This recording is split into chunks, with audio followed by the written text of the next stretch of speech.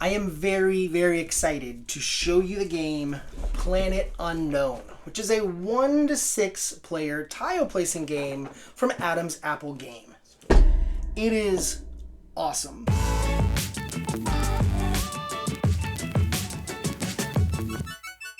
In Planet Unknown, every player has their own planet board as well as a corporation board that shows tracks that they're going to be advancing on as they develop their planet. Now, in the center of the table is a Lazy Susan full of polynomino tiles, which can be picked up and placed on your planet. Now, the way that gameplay works is that players are going to take turns being the active player. The active player is going to spin the Susan to whichever tile they want. And as they do this, every other player is going to get a selection of 2 tiles placed in front of their player marker. So, where the active player decides to stop the Susan, everyone gets to choose between the 2 tiles in front of them and place them on their board. Now, the primary scoring mechanic is players at the end of the game are going to be scoring points for completed rows and columns on their planet. Now, the board is going to be complete as long as the row or the column doesn't have a meteor strike on it. Now, the meteor strikes will interfere with scoring. However, there's a way that you can get the meteor strikes off of your board through the use of your rovers, which brings my attention to the corporation track. There are actually several tracks here, only one of which is the rover, but any one of these tracks will advance when a tile of the corresponding color is placed on your planet, which in this case is to move your rover on your board in order to pick up anything in the way, like for example meteorites, and then those will be placed on your player board and you'll get points at the end of the game for that. Another benefit are the Civ cards. Civ cards are set up in a face down pile at the beginning of the game, and players will be able to pick one from the face down stack anytime they hit one of those thresholds on their civilization track, and those always give them certain benefits.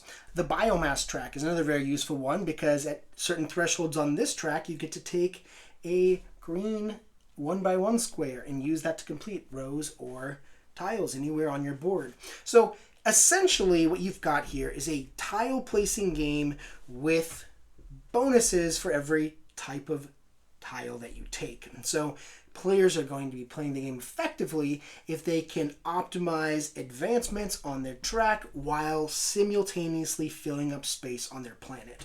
I think that this is a fantastic formula for a tile placing game, and I think this is true for many reasons. First of all, I love the simultaneous gameplay and the intuitive device of this Lazy Susan because it requires no explanation to make clear to players what tiles are available to them. You put your player marker in front of the Susan. For the rest of the game, you know exactly where you're taking from.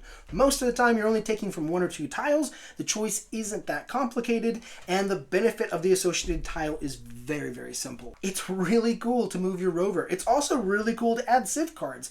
All of the benefits on these tracks are really fun, and it comes at no cost of having to wait for other players to take their turn. Furthermore, the fact that the tiles all are stored in one component make this game so much easier to set up and start playing immediately. That, and the fact that this plays up to 6 players, make this game so accessible for families. You can just take it out, put it on the table, give people their boards, and you can start playing. But that's not all, because every board has 2 sides to it. There is a symmetrical side, like the basic side, and then you've got the asymmetrical side, which gives people various ways of playing. The cool thing is, in some games, everybody has to decide on what they're going to play and play the same thing. You either are all playing the same board or the asymmetrical board. But in Planet Unknown, every player can play whatever they want. The universal side, the asymmetrical side, it makes no difference. You can play what you feel comfortable with. I love that. But that's not all, because the planets aren't the only thing that are asymmetrical. The corporation boards are also double-sided. And they aren't just dual-layered, they're tri-layered, because both sides of the board have a little divot so that your squares don't get knocked around when the board gets nudged. That is highly functional, It's highly beautiful. It's highly engaging. Brilliant. And that's not all. I want to talk a little bit about the way that the rules have been designed. I read this little blurb on their website that really drew me in. I'm going to read it to you now. This is actually my first game from Adam's Apple Games. It says, a simple equation that explains our philosophy to creating a great game. Fun equals immersion plus tension plus interaction. Our themes will surround you, helping you learn the game without getting in the way of having fun. Our mechanics will surprise you because we don't settle for what worked in the past. Our games will be the ones you reach for because the learning curve is short, smooth, and satisfying. The thing that connects with me here is our themes will surround you, helping you learn the game without getting in the way of having fun. One of the things that I admire so much about designs like this is they just make so much sense.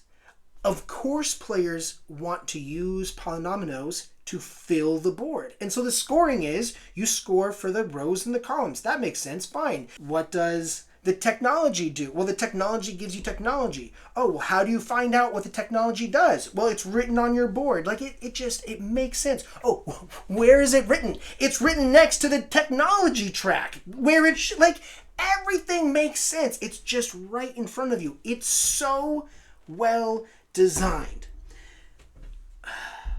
Now, I want to bring it back and talk about whether or not it's fun. Because I want to be clear, I am talking about brilliant design. The look of this game is brilliant. The functionality of the components is brilliant. The intuitiveness of the rules is brilliant. It's all brilliant. It's all genius. But even something that is brilliant could be dry. It could be boring. Couldn't it? Is the game actually fun? So, to answer this, I like to look at the profile here. This is a game that has a large focus more on mechanics. It is not so interactive. There are objectives, and the objective cards are competitions with your neighbor, which I think are great. It's great to be able to have those objectives, but it's not really that immensely interactive. It's not a very hard game. It's a more strategic game with not so much luck at all. I mean, there is the luck of what other players choose, but you can see all of the tiles that are out there. There's no blind, there's nothing that's being drawn blindly. For a profile like this, some people might say, well, it's too simple. Or some people might say, I don't really like space games. Or some people might say, well, I would really like games that have more of a social element, more talking, more interaction. And that's fine. If that's what you're looking for in a game, then maybe this game isn't for you. However, for that profile, this is a perfect game. Not only is it a perfect game, it's a perfect game, and it plays up to 6 people. So if you have a family, this is awesome. I feel like I'm going to be making a list in the future called Board Game Dad Essentials. And if I do, I want it known that this will be the first game, like the pioneer of such a recognition, because this is a fantastic family game.